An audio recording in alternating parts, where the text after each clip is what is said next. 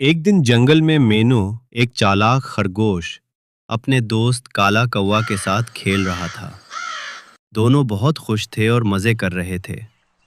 अचानक जंगल में एक शरीर लोमड़ी आ गई।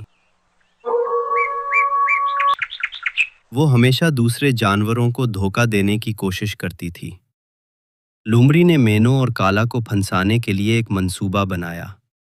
उसने कहा, अगर तुम दोनों मेरे साथ दौड़ोगे तो मैं तुम्हें जंगल का सबसे मजेदार गाजर दूंगी।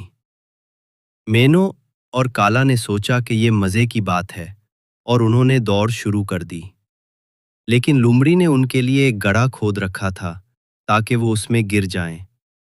मेनू ने जल्दी से अपनी अकल लगाई और काला को खबरदार किया, काला, ध्यान से, ये रास्ता खतरनाक लग रहा है। काला ने भी होशियारी दिखाई और दोनों ने गड्ढे को बाईपास कर लिया।